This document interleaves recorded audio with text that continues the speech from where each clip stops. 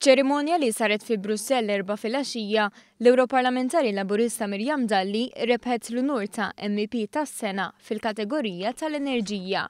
Ma' One News dan li stqarret li hija sodisfatta immens b'unur li jirrikonoxxi x-xogħol li qed isir f'isem pajjiżna. Ir-rikonoxximent tal-MEP of the Year Award huwa ta' sodisfazzjon kbira lija, imma inħoss li huwa rikonoxximent ukoll għal dak li qed jagħmel pajjiżna. Għaliex dan l-award ingħatali minħabba x-xogħol fil-qasam tal-enerġija u dak li qed naħdem fuq jien huwa li mmorru għall enerġija aktar nadifa. Ħidmet Dalli f'dan il-qasam kienet mifruxa wkoll fuq it-tibdil fil-klima. Bl-Europarlamentari Laburista kienet waħda mill-membri ewlenin fid-delegazzjoni li kienet attendiet għal COP21 f'Pariġi f'Diċembru li għadda. Dloti ta' dawn l-unuri u organizzat mill-pubblikazzjoni The Parliament Magazine fejn l-Europarlamentari ġu nominati f'kategoriji differenti u l-votazzjoni għalihom issir minn membri Europarlamentari oħra.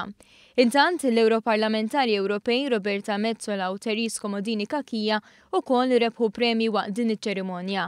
Xi ħaġa li nnota l-Prim Ministru Joseph Muscat li permezz ta' tweet feraħ kemm lil Miriam Dalli u kif ukoll liż-żewġ membri parlamentari Ewropej nazzjonalisti, b'differenza għal kap tal-Oppożizzjoni Simon Busuttil li jibqa' dej politika ta' firda u jifraħ lill-MEPs nazzjonalisti għal kisbiet tagħhom filwaqt li jinsa għal kollox lil Miriam Dalli.